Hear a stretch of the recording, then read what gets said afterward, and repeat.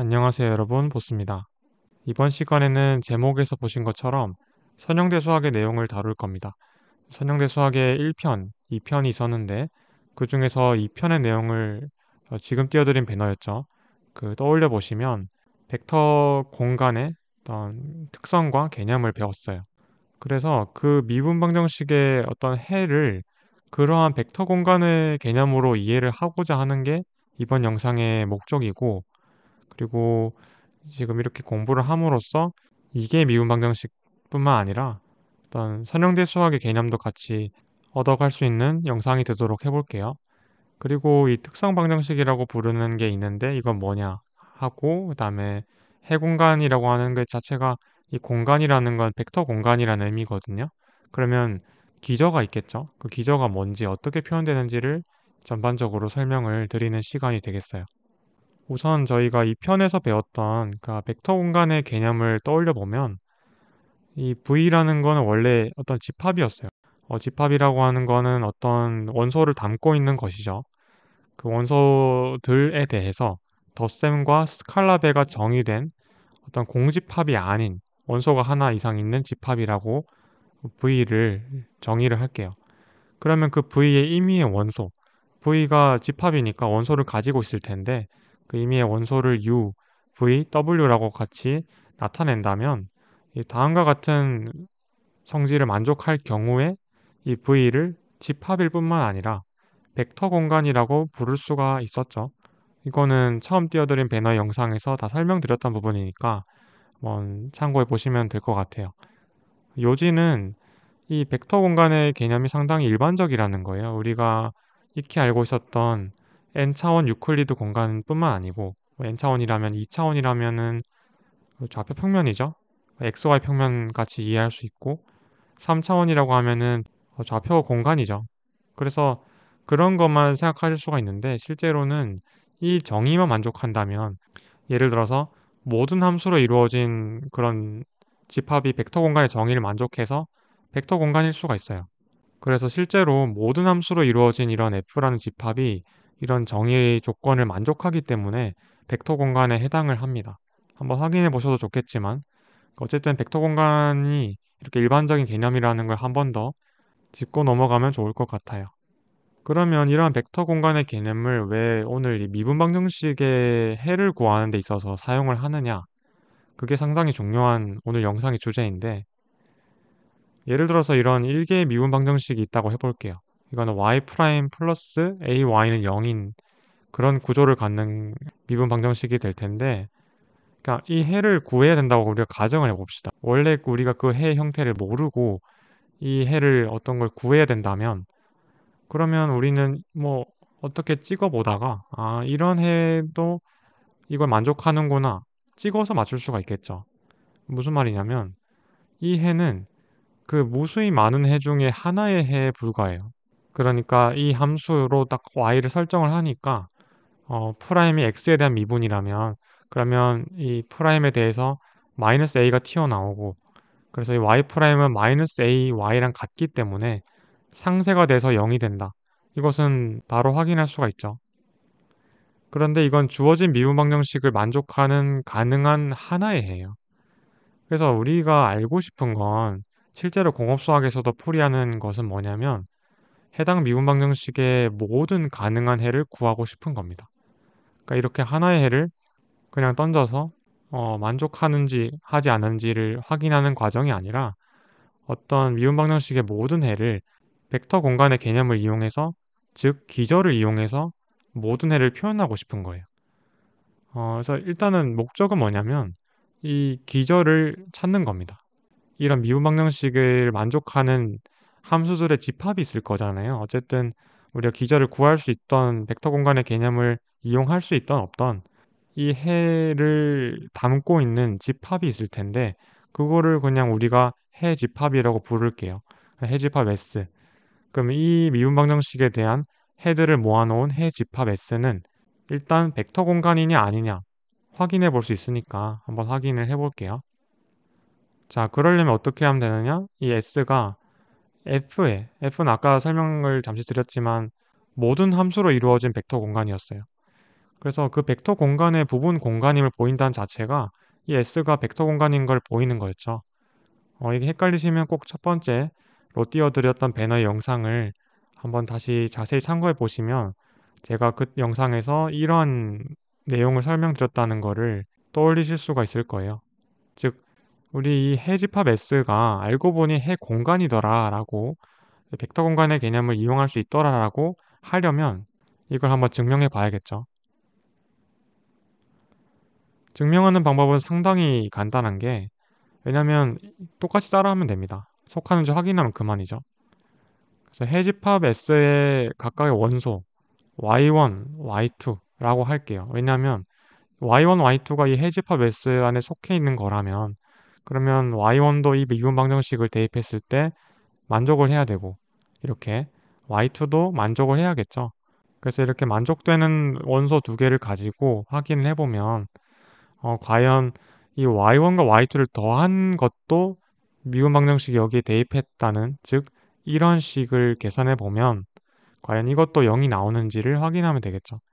0이 나온다는 자체는 다시 해집합에 속한다는 거니까.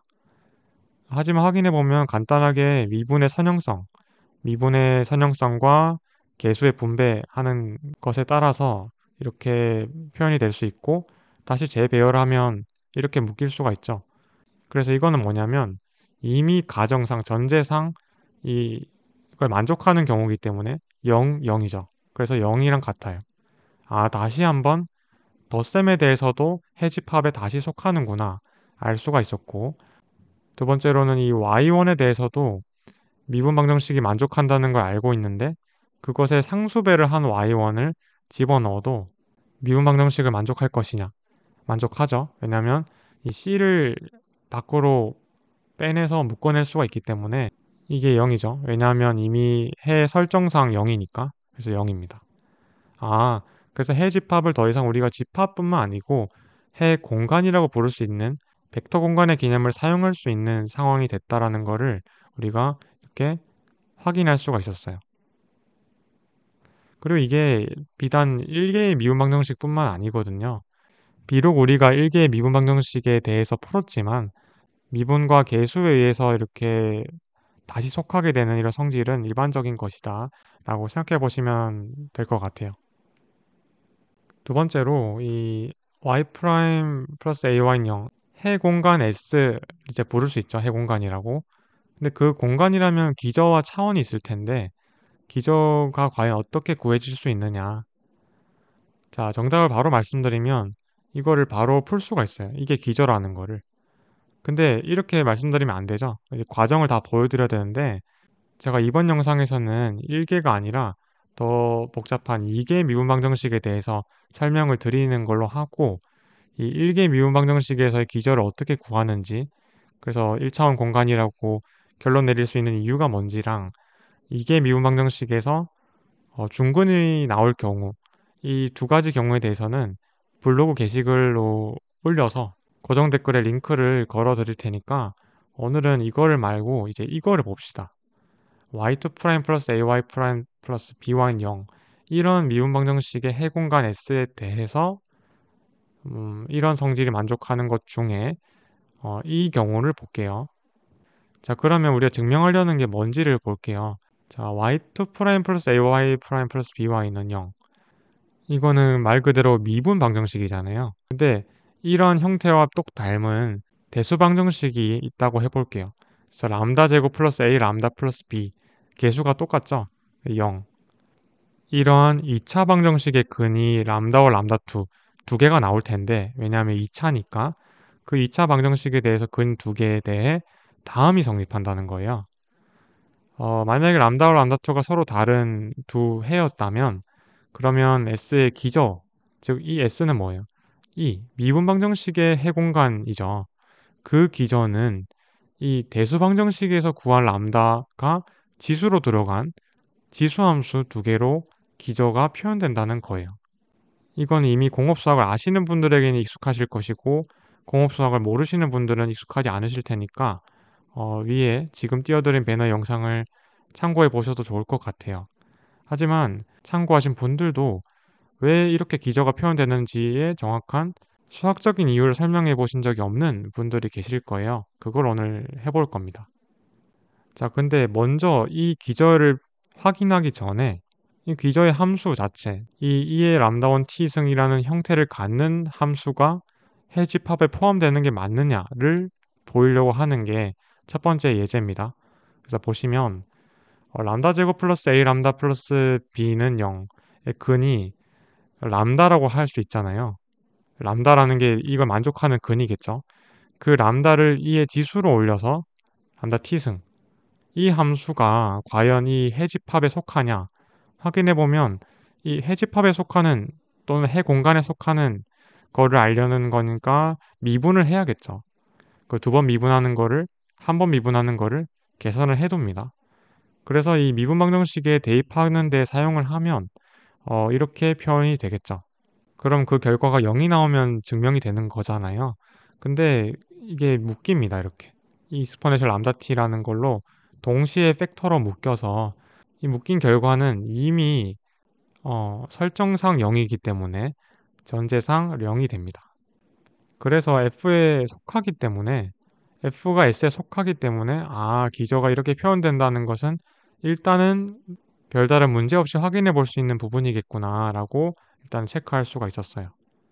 이제 우리에게 남은 과제는 뭐냐면 일단 우리는 람다와 람다2가 다를 때만 볼 건데 이번 영상에서는 서로 다른 람다와 람다2에 대한 이런 함수의 형태가 서로가 선형 독립임을 증명해야 돼요. 왜 선형 독립이어야 될까요? 이 기저는 선형 독립이라는 거죠, 애초에. 그게 바로 지금 띄워드린 배너에서 설명을 자세하게 드린 부분이니까 아마 잘 숙지하실 거라고 생각을 합니다.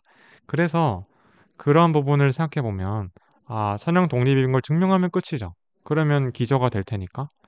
네, 스팬에 대해서 나중에 설명을 드릴게요. 특성 방정식에 해가 2차니까 두 개밖에 안 나와요. 중군이어도 두 개의 근이 겹쳐서 하나처럼 보이는 거지 원래는 두 개가 나오는 게 맞죠. 그래서 우리가 지금 서로 다른 두 해를 보고 있는 거기 때문에 기저가 이런 꼴로 표현된다면 만화의 두 개인데 그 두 개가 선형 독립인지를 보려는 거예요. 만약에 선형 종속이라면 기저가 하나일 수도 있잖아요. 그럼 차원이 2가 아닌 1이겠죠. 그런 문제가 있으면 안 되니까 그러면 확인을 해보자는 거죠. 선형 독립이려면 우변이 0을 만족하게 했을 때 그게 고정이 돼 있을 때 C1, C2가 무조건 0이어야지만 이 우변을 만족할 수 있다면 그러면 이 익스포넨셜 람다 2t와 람다 1t가 선형 독립이라는 말과 같은데요. 한번 확인해 보죠. 그래서 t가 0을 이란 상황을 대입을 해보면 C1 더하기 C2는 0이 됩니다. 지수함수에 t를 0을 대입하면 1, 1이니까 그러면 넘기면 C1은 C2와 정확히 부호가 반대예요. 자, 여기서는 아무런 정보를 얻을 수가 없어요. 왜냐하면 C1이 5라면 C2가 마이너스 5면 되고 C1이 뭐 7.5면은 C2는 마이너스 7.5면 되니까 0인지 0이 아닌지 알 수가 없잖아요. 그래서 T는 1을 대입을 해봅니다. 대입을 해보면 이렇게 된다는 건 바로 아실 수가 있는데 C1과 C2는 정확히 부호가 반대였으니까 이거랑 같아요. 그죠? 그러면 이거를 정확하게 C1으로 묶어냅니다. 원래 이거였는데 묶어냈어요. 자, 여기서 왜 C1이 0이라는 결론을 바로 얻을 수 있냐면 그쵸? 람다와 람다2가 애초에 서로 다른 경우를 우리가 보고 있는 거니까 이게 다른 경우면 절대로 이게 0이 될 수가 없죠. 상쇄될 수가 없으니까 그러면 이걸 0을 만족시키려면 C1은 항상 0이어야지 가능하다. 0이 아닌 경우는 이걸 0을 만족할 수가 없어요. 그래서 C1은 0이고 그것에 따라서 C2도 0이죠. 크기는 같고 부호가 반대라고 했는데 0이면 이것도 0이잖아요. 그래서 C1, C2는 0이라는 거를 즉 그 말은 다시 이 두 개의 함수가 선형 독립이라서 기저의 성질을 만족하는구나를 증명을 한 겁니다. 자, 요약하자면 이 영상의 결론이 뭘까요? 그러니까 S의 기저는 이렇다. 이 말은 우리가 원래 여기에 C1 더하기 C2 이런 식으로 선형결합으로 해 형태의 꼴을 표현했던 이유는 또 그렇게 선형결합꼴로 해를 가정을 해서 이 미분 방정식에 넣었을 때 정말로 우변이 0이 되는 것을 확인할 수 있었던 이유는 이것이 해 공간이기 때문이 그런 거예요.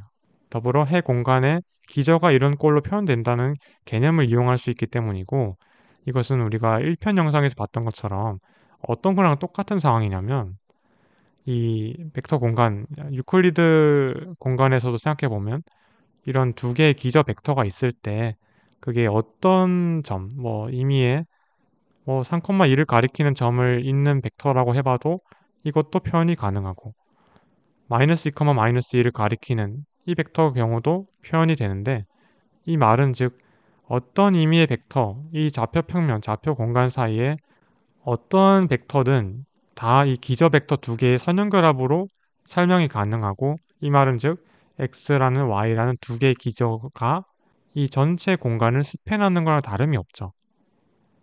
그래서 이 말은 아까 미분 방정식에서도 두 개의 해의 기저, 뭐 이게 미분 방정식이었지만 그 두 개의 해의 기저가 그 미분 방정식을 만족하는 가능한 모든 일반적인 해를 표현을 한다는 거를 이렇게 개념적으로 이해를 해주시면 좀 더 유연한 접근이 가능하지 않을까라고 해서 강조를 드려봤습니다. 자, 마지막으로 자, 질문하실 수가 있는 부분이 있죠. 그러면 3개 미분 방정식, 4개, 뭐 일반적인 n개에 대해서도 이게 만족하는 성질인가요? 뭐 정답은 그렇죠. 왜냐하면 벡터 공간의 개념 자체가 이 기저의 개수, 즉 차원에 대해서 제한되어 있는 게 아니라 충분히 일반화 가능한 부분이기도 하고 또 미분이 선형성이 있는 이런 거를 특성을 생각해 보시면 일반화가 왜 가능한지 직접 생각해 보실 수가 있을 거예요. 그럼에도 불구하고 제가 이게 미분 방정식만 다룬 이유는 이게 뭐 대표적인 의미도 있지만 저는 물리학을 전공하고 있기 때문에 덧붙이자면 자연계에서는 이계 미분 방정식까지만 발견돼요. 이계를 넘지 않습니다. 자연적으로 의미 있는 미분 방정식은 그런 방정식은 2차 미분을 넘지는 않아요. 그러한 부분도 참고용으로 알아두시면 좋을 것 같습니다. 이번 영상 이렇게 마무리하고요.